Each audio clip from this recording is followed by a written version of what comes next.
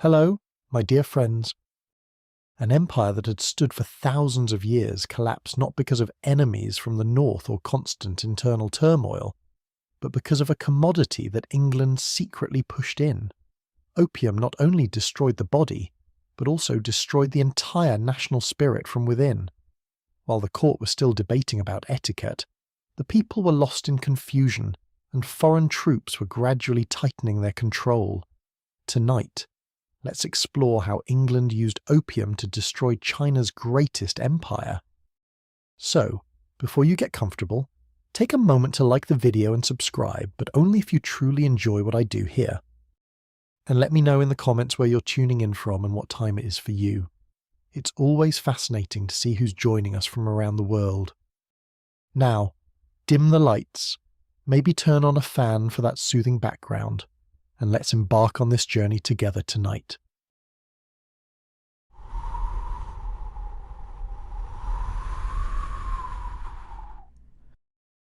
If a person looked at the trade between Britain and China in the late 18th century, it might have seemed simple at first. Ships went east filled with silver, and they came back west loaded with tea, porcelain, and silk. The British people could not get enough of these goods, especially tea, which became a daily necessity rather than a luxury. But the silver that left Britain in exchange for tea became a problem. The empire was bleeding its reserves to pay for something it could not produce itself. From the perspective of British merchants and officials, this situation was unsustainable. They needed a product that China would want, something that could move in the opposite direction and bring silver back into British hands. The answer was not another luxury good, but a drug.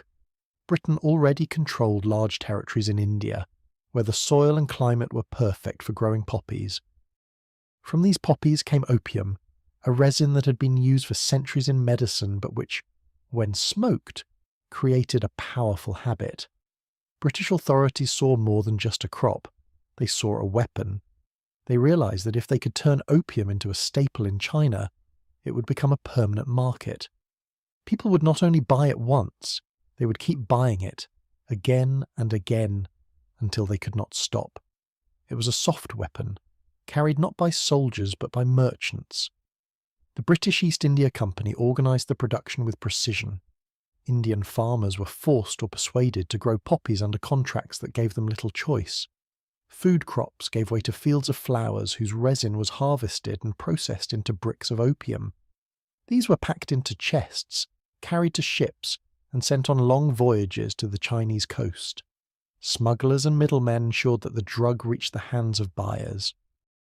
What appeared on the surface to be a trade in goods was in fact a carefully managed system, designed to undermine a nation from within.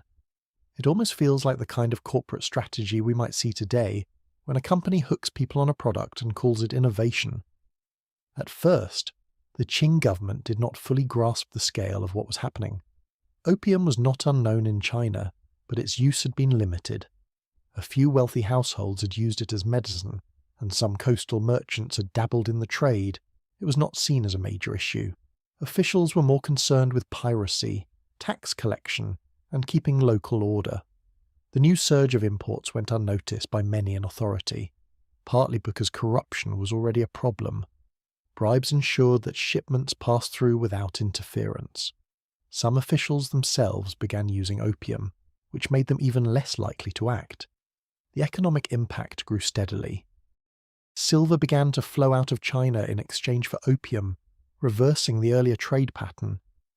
What had once been a proud surplus in silver turned into a deficit. The treasury felt the strain. Farmers who sold their grain to buy opium stopped investing in their fields. Merchants who once dealt in cloth or tools now found that their best profits came from drug trading. Slowly, the structure of the economy began to shift. Dependence on opium became widespread, and with it came dependence on foreign suppliers. This was the heart of the British strategy. They did not need to march armies across the land to weaken China. They could let the drug do the work for them. Every pipe smoked in a village. Every coin of silver handed over to a smuggler chipped away at the strength of the Qing state. The addiction spread not only among commoners, but also among scholars, merchants, and even soldiers.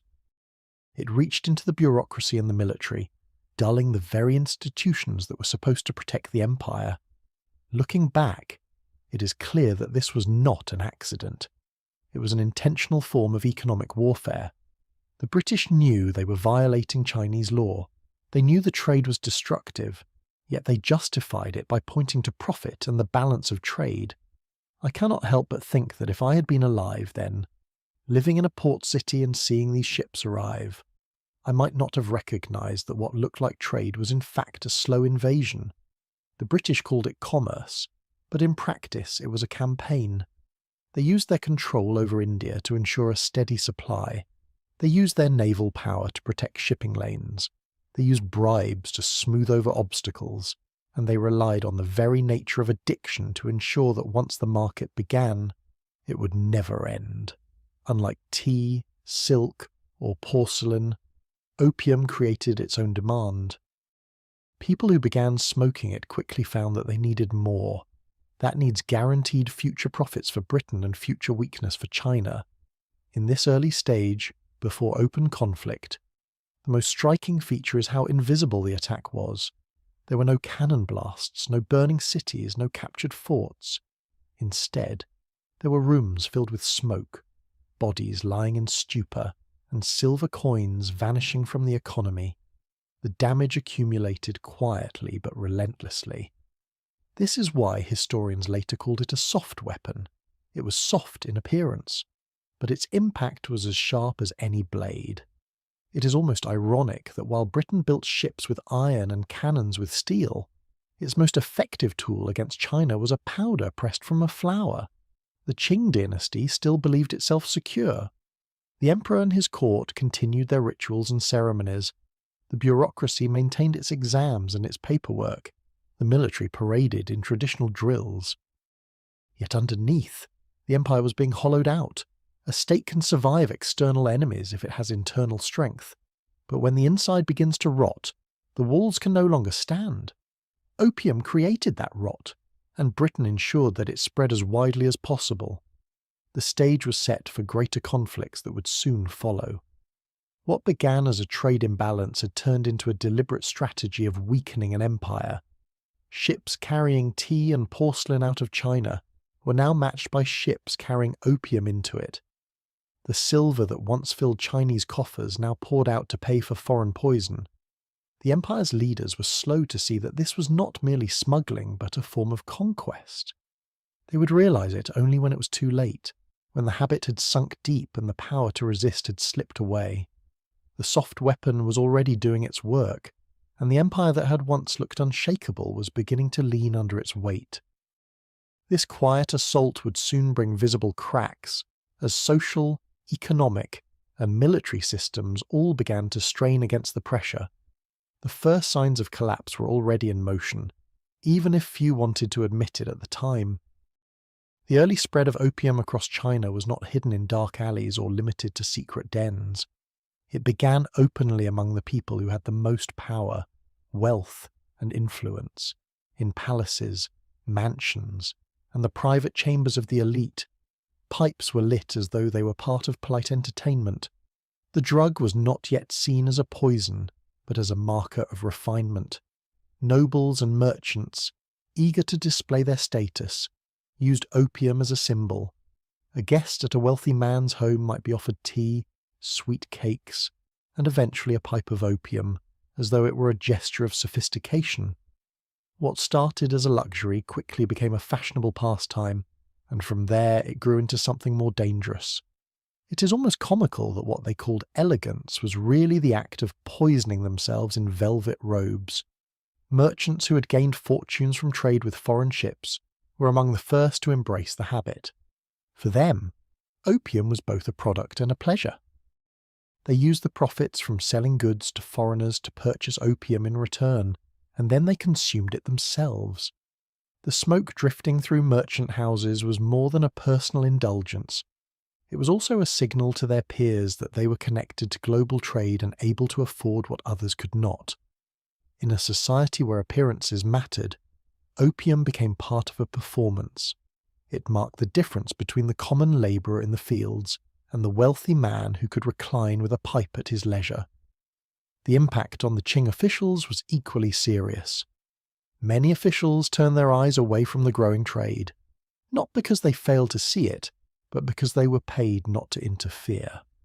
Smugglers and foreign traders understood that the easiest way to move goods was to place silver in the hands of gatekeepers. Once the habit reached those officials themselves, the problem deepened. When an official who was supposed to enforce the ban was also an opium user, his interest in doing his duty faded.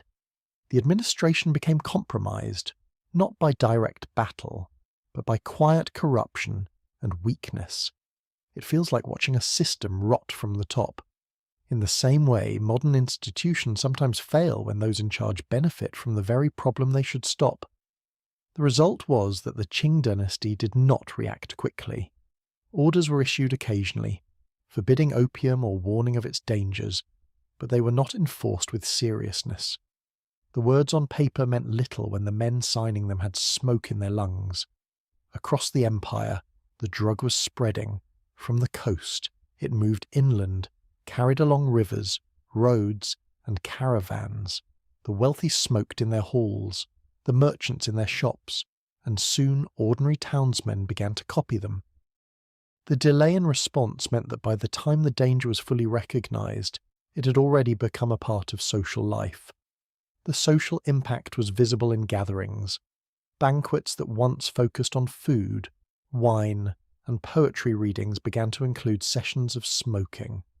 The act of sharing a pipe became as common as pouring wine into a guest cup. To refuse it might even have been seen as unfashionable. People did not see themselves as addicts. They believed they were participating in a cultured practice, one that signalled modernity and cosmopolitan taste. The slow damage to their bodies and minds was ignored or hidden behind layers of etiquette. In the countryside, the example of the elite carried influence. Villagers who saw merchants or local leaders indulging in opium assumed that it must be safe, even respectable. The pipe was not associated with shame, but with progress. Farmers began trading their crops for small amounts of opium, curious to try what the higher classes were praising. What started as an experiment often became a daily need. The cycle spread outward, pushed by the twin forces of fashion and profit. The absence of a strong response from the government created a dangerous illusion. People believed that if the emperor and his officials truly disapproved, they would act. Since there was little visible action, many assumed the practice was acceptable. Laws against opium were written, but they were undermined by bribes and ignored by those in power. The empire appeared stable, but inside it was losing control. I find it hard not to think that if I had been alive at that time, seeing how lightly officials treated the matter, I too might have assumed that it was nothing serious. The more time passed, the harder it became to intervene. Addiction was not only personal but also structural. Merchants depended on profits, officials relied on bribes, and users craved their daily smoke. To cut off the supply would have meant disrupting multiple layers of society. By failing to act quickly, the dynasty allowed the drug to weave itself into the economy, the bureaucracy, and the culture. The initial stage, when it might have been stopped, passed without decisive effort. Meanwhile, foreign traders observed with satisfaction. The British plan was working. Opium was no longer just a product. It was becoming a necessity for an entire population.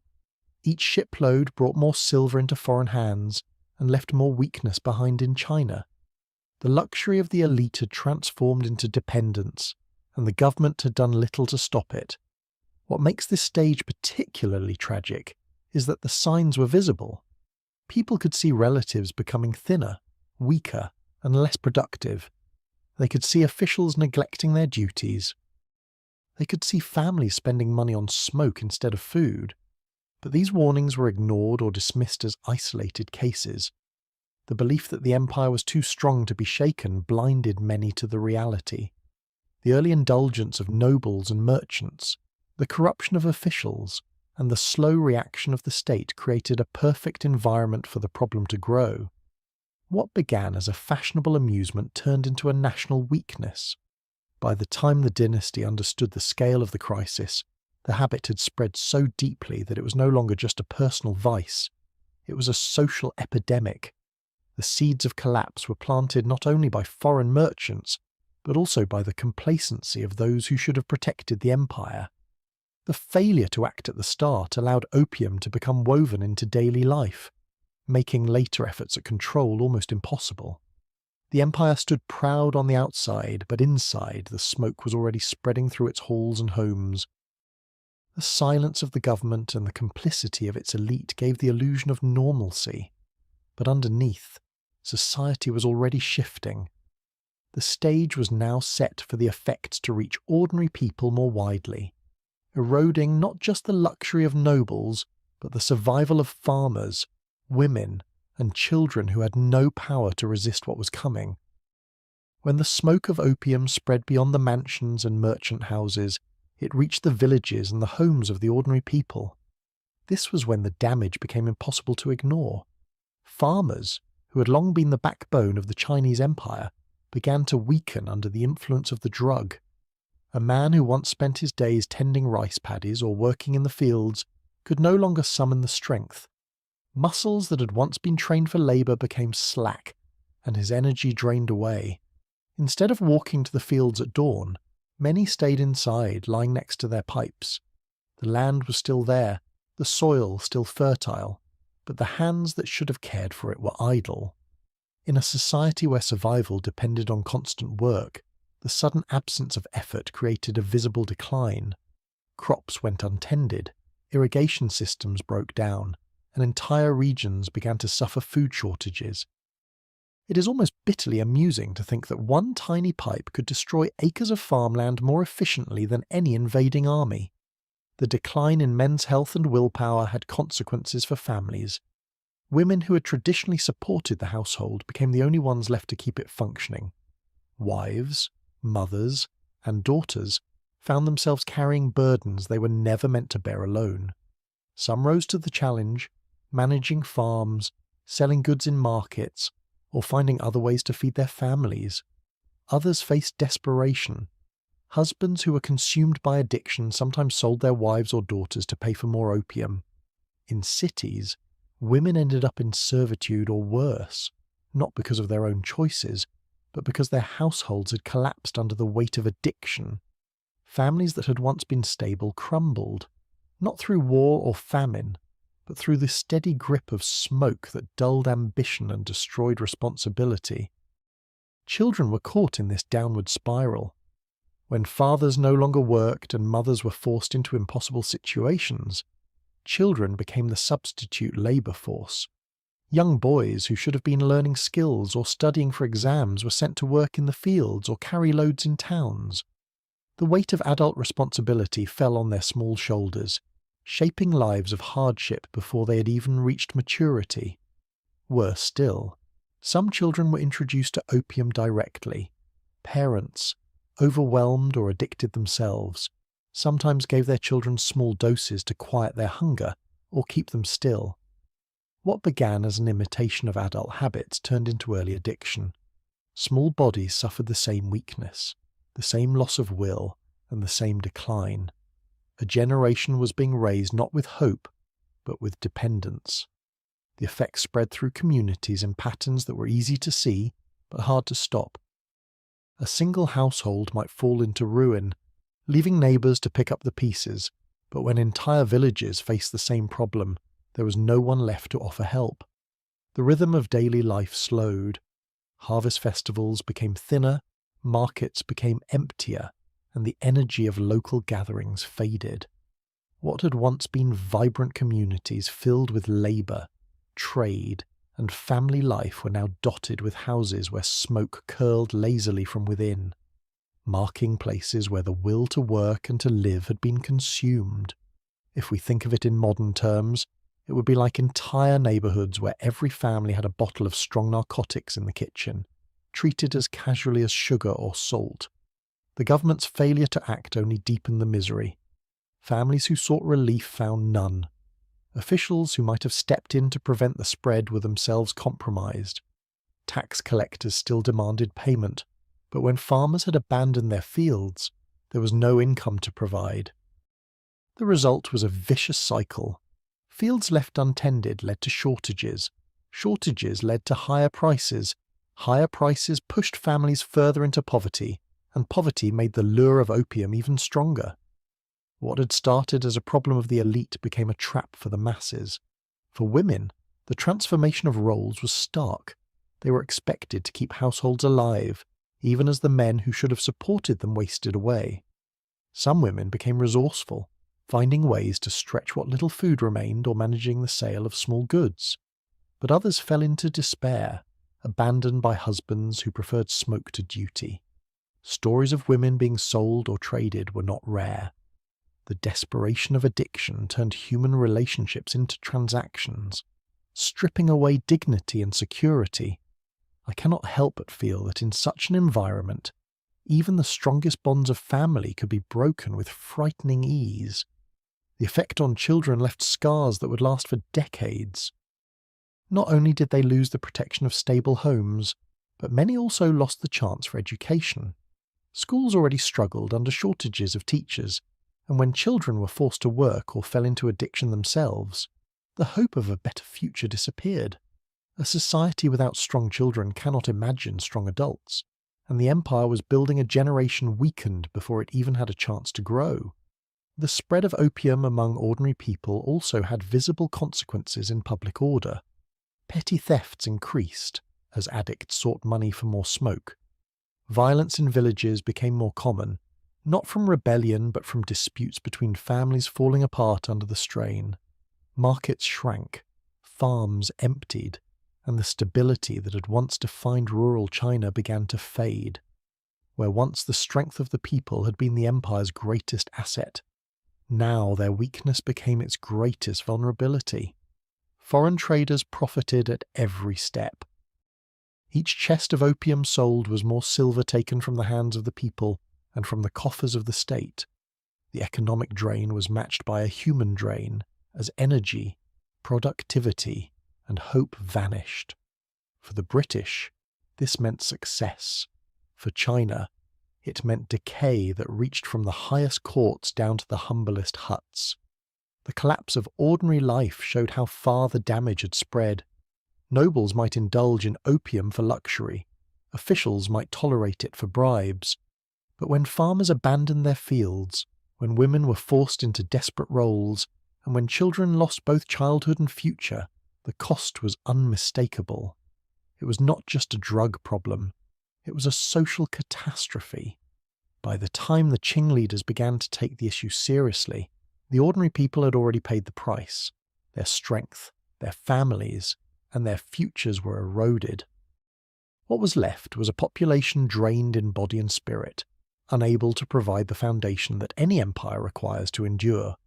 The empire could not survive on ceremonies and officials alone. It needed its farmers, its women, its children, and its workers. With them weakened by opium, the empire itself stood on crumbling ground. The smoke that drifted through households was not just a private matter. It was the visible sign of a nation unravelling from within.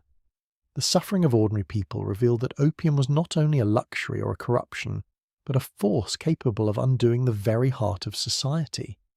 With the base collapsing, the higher levels of the empire would soon follow into the same decline. The decline of ordinary families did not stop at the walls of their homes. It soon reached the very core of China's economy, which had long rested on the strength of agriculture. Vast river valleys that once supplied rice, wheat, and millet began to change. These lands, fertile and carefully managed for centuries, relied on the constant work of farmers who understood the flow of water and the rhythm of the seasons. When opium addiction spread among those same farmers, the daily labour that kept the land alive was interrupted. A man who could once carry water to irrigate fields now stays indoors, lost in smoke. A family that once rose before sunrise to plant and weed now neglects the soil. Entire stretches of farmland fell silent. The rivers still flowed, the sun still shone, but the fields were left empty, yields dropped, and hunger became more common. It is strikingly absurd that after centuries of surviving floods and droughts, China's fields were finally undone by the voluntary weakness of the very people who lived on them. The collapse of agriculture did not only mean fewer harvests, it also meant the loss of the local economy that surrounded farming. Markets that once bustled with grain sellers, millers, and traders grew quiet. Villagers who had always exchanged goods on market days found fewer things to buy or sell. The countryside became poorer, and with it the empire itself. Grain prices rose, and poor families who had once managed to get by now struggled with hunger. For a state that depended on stable food supplies to feed its population and its armies, this was a silent but devastating shift. Handicraft traditions, which had long added to the wealth of rural and urban China, also began to decline. Weavers, potters, carpenters, and other skilled workers required patience, practice, and steady hands. But when addiction entered their lives, their skills began to fade, a potter too weak to shape clay, a weaver distracted by cravings, or a carpenter unable to focus on his work all produced goods of lower quality or none at all.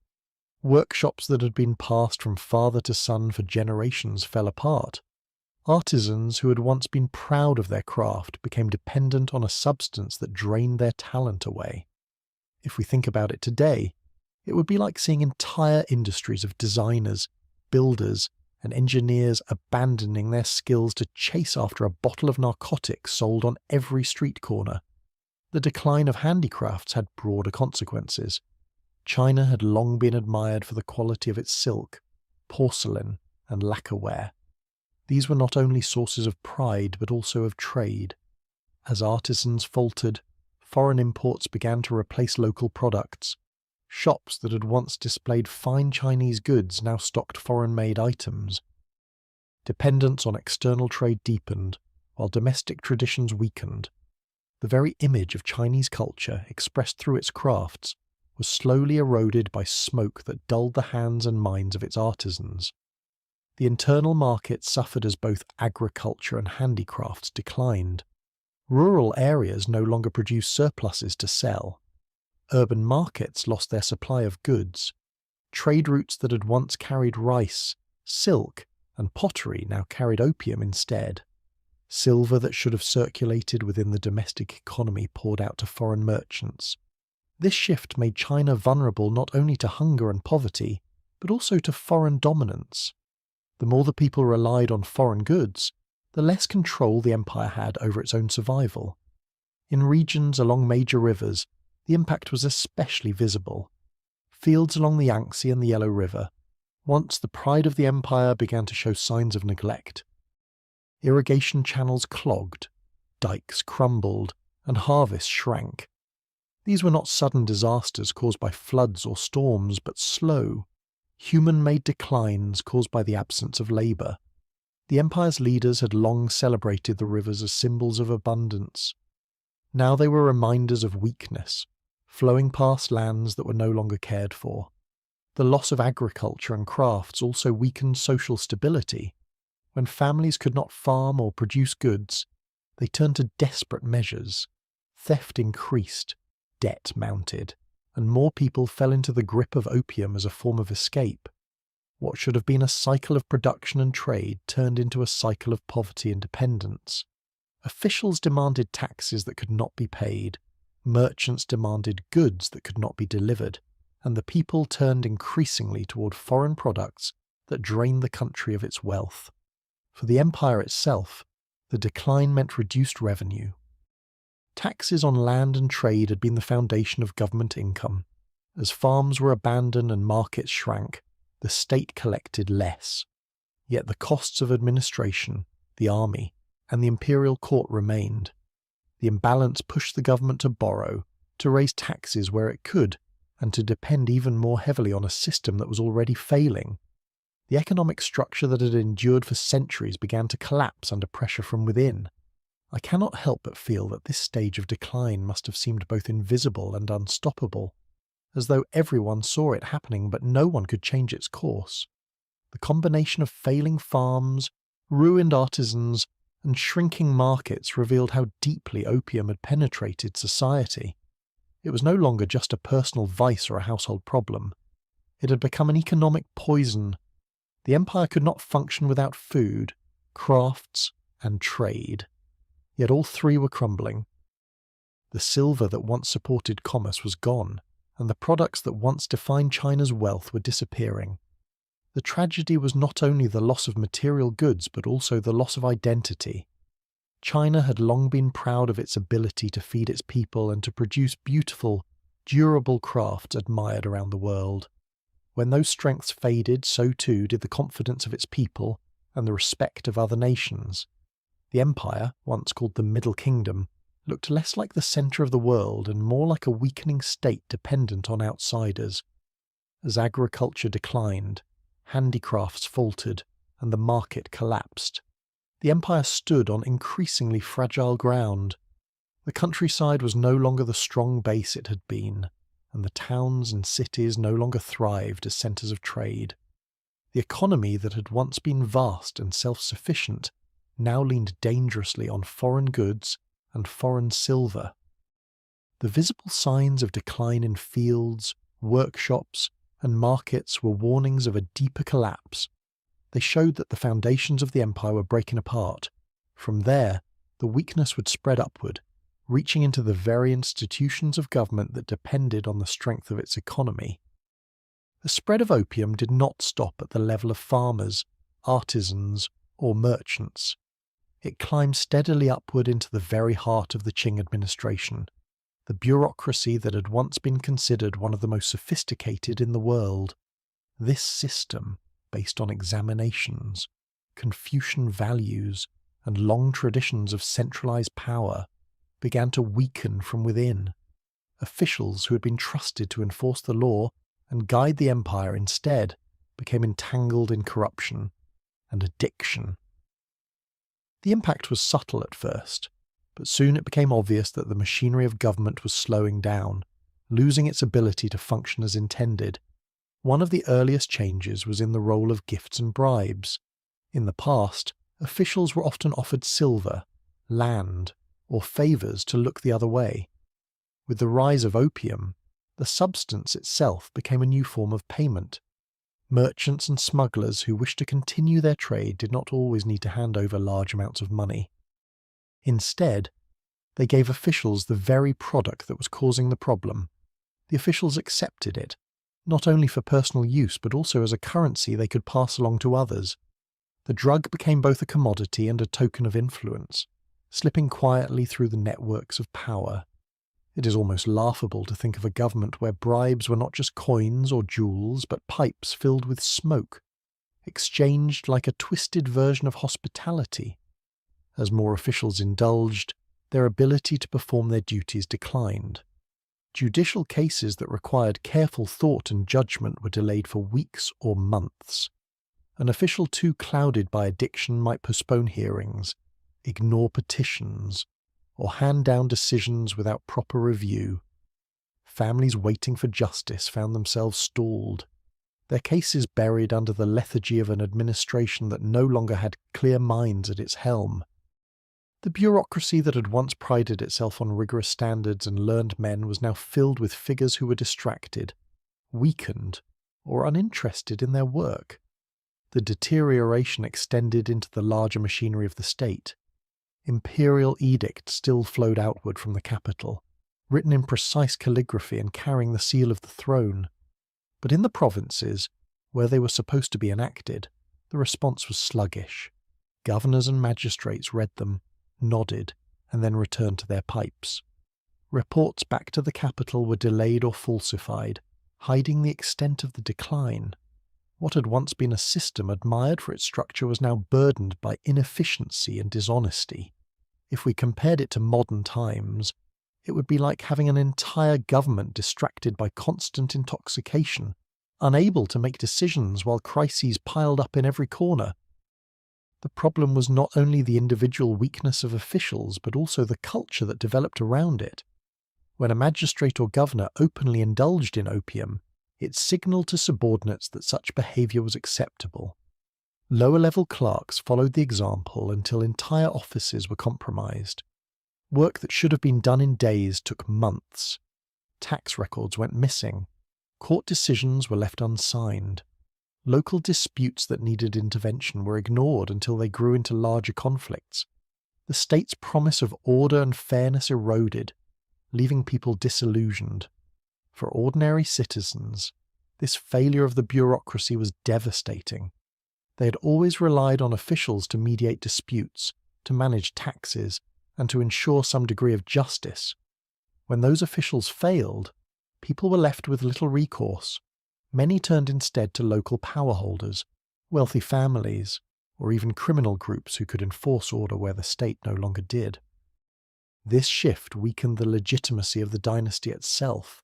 Trust in the imperial system declined, replaced by frustration and resentment. At the highest levels, even the emperor's authority was diminished. Court officials who advised him were not immune to the influence of opium. Their decisions were clouded, their energy drained. Discussions that should have centered on reform and defense instead drifted into routine rituals. The emperor, isolated within the palace, received reports that did not reflect the true scale of the crisis. Without accurate information, his decrees became detached from reality. The great machine of centralized power, once able to command millions across vast territories, now stumbled over its own weakness. The loss of bureaucratic efficiency also had practical consequences for the military and the economy. Tax revenues that were supposed to support armies and infrastructure were delayed or stolen. Recruitment records were falsified. Supplies for soldiers never arrived. Bridges and roads that needed repair were neglected. Each administrative failure compounded the others, creating a chain reaction of decline. The government that should have been the backbone of the empire became its liability. The moral authority of the Confucian system also suffered. For centuries, the examination system had been seen as a way to ensure that men of learning and virtue rose to positions of responsibility. But when even those men succumbed to addiction or corruption, the ideal was shattered. Students preparing for exams saw their role models indulging in opium. Citizens who were taught to respect officials saw those same officials stumbling in public or neglecting their duties. The erosion of moral authority was as damaging as the erosion of efficiency. Over time, the dysfunction became normal. People no longer expected quick justice or honest administration. They assumed that officials would be slow, distracted, and corrupt. Bribes were considered a necessity rather than a crime. Petitioners learned that without gifts of opium or silver, their cases would never be heard. The culture of governance had shifted from one of order to one of decay, and the people adjusted by lowering their expectations. I cannot help but imagine that living under such a system must have felt like shouting into an empty room, knowing that no answer would ever come back. The weakening of the bureaucracy showed that the damage of opium was not limited to the body or the household. It had reached into the very structure of the state. With officials compromised and the machinery of government clogged, the empire lost its ability to respond to crises.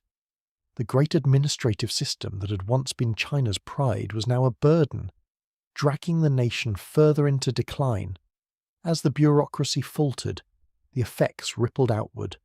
Farmers, merchants, soldiers, and families all suffered from the failures of the state. The empire was no longer guided by strong hands, but by hands weakened by smoke. What had once been a structure of power and order had become fragile, leaving the nation exposed to dangers both internal and external. The hollowing out of the bureaucracy was not the final stage of decline, but a step that prepared the way for greater disasters. Once the administration could no longer protect the people or the state, the empire was left vulnerable. The signs of collapse were now visible not only in homes and fields, but also in the very offices where the empire was supposed to be governed. The weakness that had hollowed out the homes, the fields, and the bureaucracy did not stop there. It reached into the armies of the Qing dynasty, the very institution that was supposed to defend the empire from foreign invasion and internal rebellion. For centuries, China's military had been a symbol of imperial authority. Soldiers guarded borders, patrolled trade routes, and marched under banners that represented the throne. But as opium spread, The discipline and strength of those soldiers declined. Men who once trained with weapons and drilled in formations began to spend more time with pipes than with swords. Their reflexes slowed, their bodies weakened, and their will to fight was drained. It is almost darkly comic to picture an army where soldiers carried pipes as faithfully as they carried spears, expecting smoke to protect them from bullets. The addiction was not confined to a few individuals, it seeped into entire regiments. In barracks where men should have been sharpening skills and building endurance, opium became the shared habit. Pipes and lamps replaced drills, and the atmosphere of discipline turned into one of lethargy.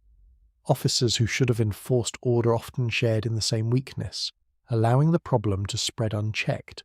The very places meant to project strength became gathering spots for indulgence. Instead of the sounds of marching feet and clashing weapons, there was the quiet of soldiers lying still, their minds clouded by smoke. This loss of discipline showed itself in small ways that soon grew larger. Weapons were neglected, uniforms went unkempt, and training exercises were abandoned. Soldiers who had once been alert on patrols now stood distracted, slow to notice danger. Drills that should have built unity turned into half-hearted gestures, performed without energy. When a group of men is bound more by a shared addiction than by shared duty, it can no longer function as a fighting force. The weakness of the army was not a secret. Local communities saw it when troops passed through their towns. Instead of inspiring respect, soldiers inspired ridicule or pity. Families who once trusted the military to provide protection began to doubt its value. Even rebels and bandits saw opportunities, recognizing that the once feared soldiers of the empire no longer posed the same threat. The image of power had faded, and with it the ability to deter enemies. If we look at it in today's terms, it would be like discovering that a modern army had more men hooked on drugs than trained for combat, a force more likely to collapse from its own weakness than to stand against a real enemy. The decay extended into logistics and organization. Supplies meant for armies were often stolen or traded for opium.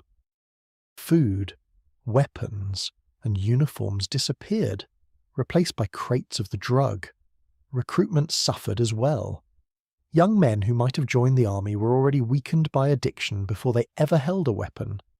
The pool of potential soldiers shrank, and those who did enlist brought the problem with them. Instead of a strong, fresh generation, the military absorbed the same sickness that had spread across society. When battles did come, the results were predictable. Soldiers who had lost their strength and discipline could not endure the stress of combat. Units broke apart quickly, men fled from the field, and leaders struggled to maintain control. Even when numbers were large, effectiveness was low. The appearance of a great army on paper hid the reality of a force too weak to resist determined enemies. Foreign troops, trained and disciplined, faced little opposition from men who were more accustomed to smoke-filled barracks than to the demands of battle. The collapse of military power revealed the depth of the crisis. An empire can survive economic hardship or even corruption if its armies remain strong. But when the soldiers themselves are compromised, the entire structure of the state is exposed. The Qing dynasty had long relied on the idea that its banners and armies represented unshakable strength. By the 19th century, that strength was hollow. The banners still flew, but the men beneath them no longer had the power to defend them. The decline of the army also undermined loyalty and morale. Soldiers who were addicted cared less for duty and more for the next chance to smoke. The bonds of camaraderie, once forged in shared hardship and discipline, dissolved. Mutinies, desertions, and disobedience became more common. Leaders who tried to enforce strict rules were often undermined by their own habits or by the sheer number of men unwilling to follow. The culture of the military shifted from pride to indifference. For the empire, this was one of the most dangerous consequences of opium. Without a strong army, borders could not be defended, rebellions could not be suppressed, and foreign powers could not be resisted. The hollow state of the military meant that when crises came, The empire had nothing solid to rely upon. Battles that might once have been won with discipline and courage were lost to weakness and disarray. The erosion of military power was not sudden. It was a slow decline, masked by rituals, parades, and the illusion of order, but beneath the surface the core was rotten. By the time foreign powers confronted the Qing dynasty, the damage was already done. The soldiers who marched to defend their empire were already defeated by the smoke that had long since filled their lungs. I cannot escape the thought that an empire with millions of people and centuries of military tradition was undone not by superior weapons alone, but by its own inability to keep its soldiers from falling into a haze. The empire could still display banners, hold reviews, and issue proclamations of strength. But when the time came to fight, the truth emerged. The army collapsed quickly, unable to withstand the pressure of real combat. The stage was set for humiliating defeats that would reveal to the world just how deeply opium had stripped the empire of its defences. The decline of the Qing dynasty was never confined to households or even the army. It reached into the treasury itself, draining the lifeblood of the state. China had long measured its wealth in silver, a precious metal that flowed steadily into the empire through trade in tea, silk, and porcelain. For centuries, this balance gave the dynasty confidence that its coffers would remain full, but with the rise of opium, the flow of silver reversed. Families who once used their coins to pay taxes or invest in land now spent them on imported smoke. Chest after chest of silver left the country in exchange for the drug, while almost nothing came back in return. The empire, which had once prided itself on self-sufficiency and abundance, found itself bleeding wealth. It is almost laughable to think that a great empire could be bankrupted not by armies at its gates, but by people handing silver coins to smugglers in back alleys. The collapse of silver reserves was not a distant problem that only officials noticed. It touched every level of society. Farmers who needed silver to pay taxes found it harder to come by. Merchants who once used silver to buy goods now struggled with rising prices. Even the wealthy elite, who had once flaunted their opium pipes as a symbol of luxury, began to realize that their silver was disappearing faster than it could be replaced. The drain was relentless. For every pipe lit in a village, another coin vanished from the treasury's reach. The state felt the pressure most severely. The imperial treasury, which had once collected steady revenues from land and trade, began to shrink. With less silver available in circulation, taxes were harder to collect. Families hoarded what little they had, or they had already spent it on opium. The government, desperate for funds, faced the grim reality that it could no longer meet its obligations. Salaries for officials were delayed. Payments to soldiers became irregular. Supplies for infrastructure and defence were left unfunded. A state that cannot pay its servants or its soldiers soon loses its loyalty. The weakness spread upward, threatening the very stability of the throne. The need for funds led to desperate measures. Officials turned to higher taxes, hoping to squeeze more silver from the population. But this strategy backfired. Ordinary families, already weakened by addiction and poverty, could not meet the new demands. The burden fell hardest on those least able to bear it. Farmers sold tools, land, and even family members in attempts to pay. Merchants closed shops rather than face bankruptcy from impossible tax rates. Instead of restoring stability, higher taxes deepened misery. Resentment grew, and with it unrest. If we looked at it today, it would be like a government raising taxes during a severe recession, expecting prosperity to return when, in fact, it only fuels more collapse. The financial collapse also eroded the empire's ability to defend itself. Weapons and ammunition, once purchased with steady silver reserves, became scarce. Fortresses that needed repairs were left crumbling. Naval fleets that required investment were neglected. The empire stood increasingly defenceless, not because it lacked men or resources in theory, but because its treasury was empty. An army without pay, without supplies, and without leadership cannot fight effectively. The weakness of the state's finances translated directly into vulnerability on the battlefield. Beyond the practical loss of money, there was also a psychological cost. The empire had always projected itself as wealthy and stable. Its rulers claimed the mandate of heaven, which was tied not only to moral authority but also to prosperity. When silver reserves dwindled, when officials went unpaid, when soldiers lacked supplies, the illusion of divine favour weakened. People began to question whether their rulers still had the mandate to govern. Faith in the dynasty was as much a currency as silver, and both were disappearing. Smugglers and foreign traders thrived in this environment. For them, the silver drain was profit. Each shipment of opium brought more coins out of China and into foreign banks. The more desperate the population became, the more demand grew. It was a vicious cycle. Addiction created demand. Demand drained silver, and the lack of silver weakened the state, which then had less power to stop the trade. Foreign merchants saw success where the empire saw ruin.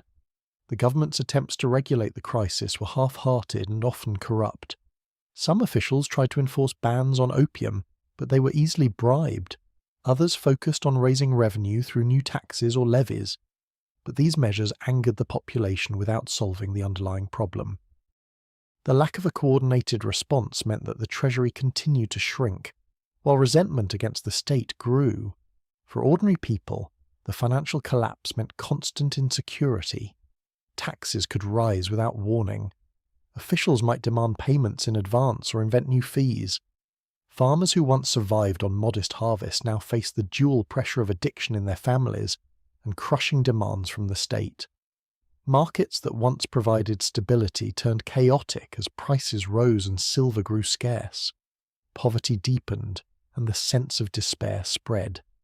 The empire's financial decline showed clearly how deeply opium had penetrated its structures. It was not only the poor who suffered, nor only the addicted. The very machinery of the state was being drained of its lifeblood. Without silver, the government could not function. Without a function, it could not govern. The drain of silver was more than an economic problem. It was a sign of a collapsing system, unable to sustain itself against both internal weakness and external pressure. I cannot help but think that a treasury collapsing under the weight of smoke is one of the clearest signs of how a nation can die without a single battle. By the time the state recognized the depth of the crisis, the damage was already done. The reserves that had once supported armies, officials, and infrastructure were gone. Attempts to restore them through taxation only created more instability. The empire stood weakened, exposed, and unable to defend itself financially or militarily.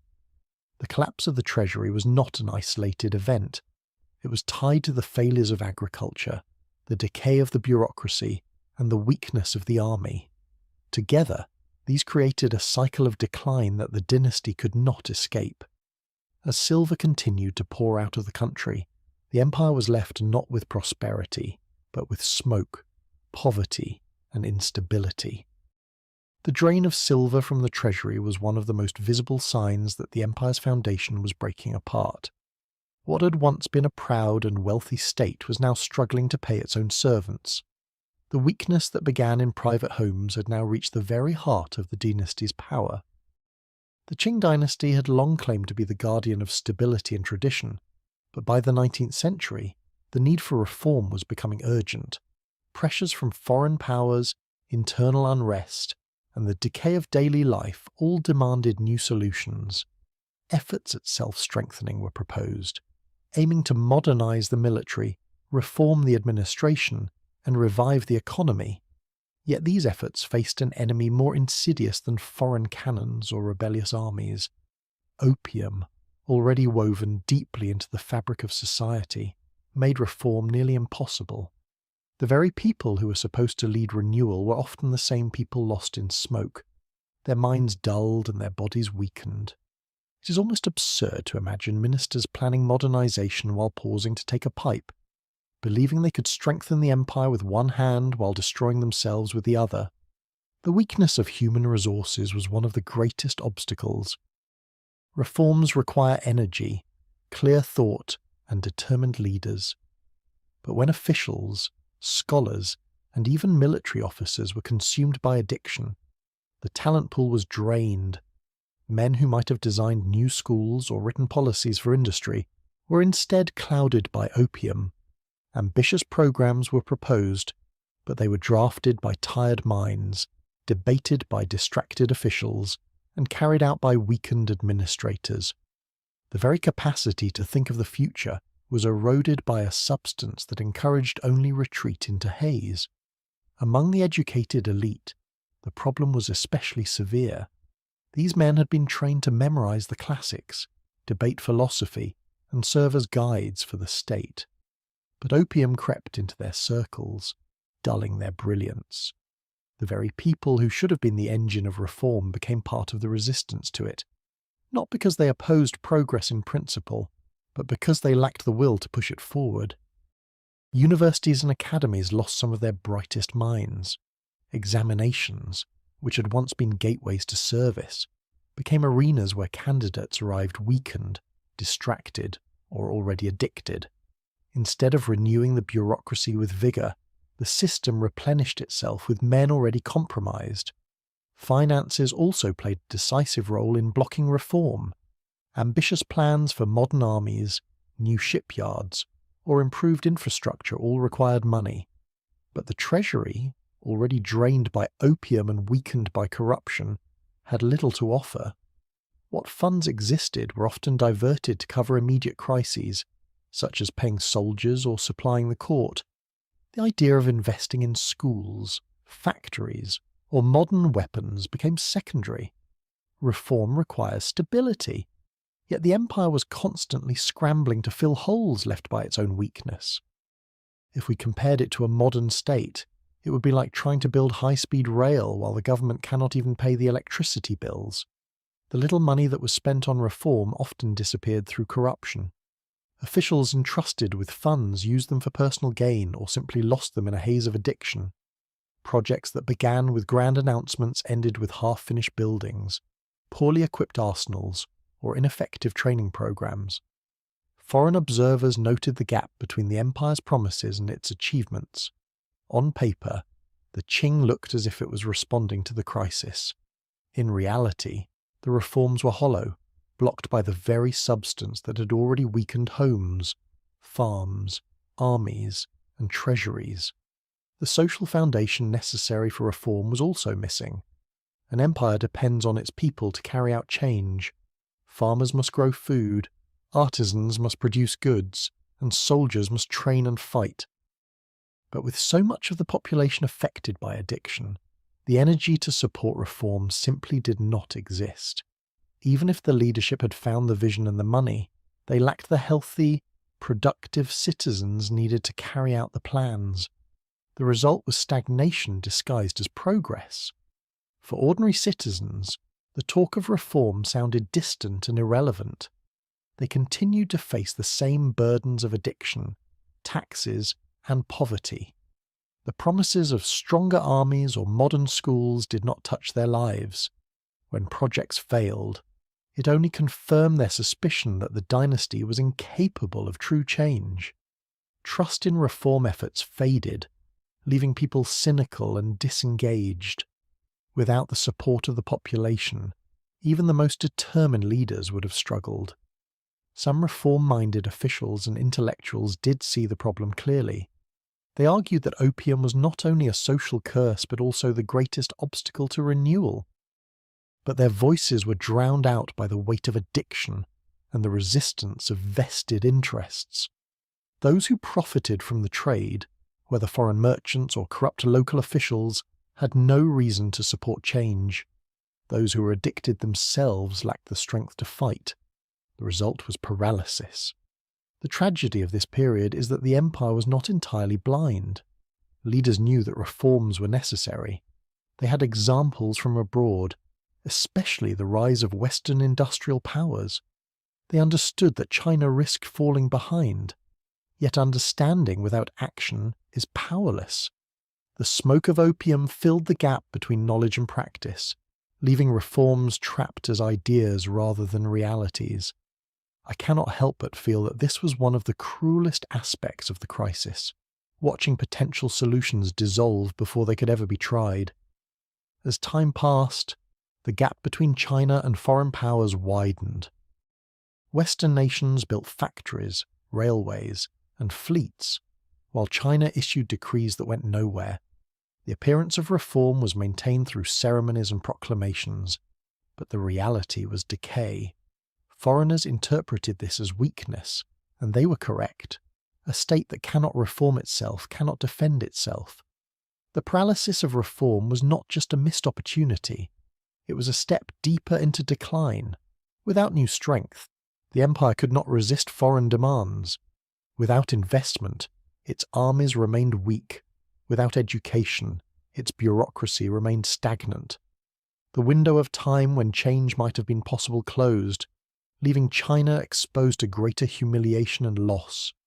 The era of reform was meant to revive the empire, but under the shadow of opium, it became another chapter of failure. The combination of weak leadership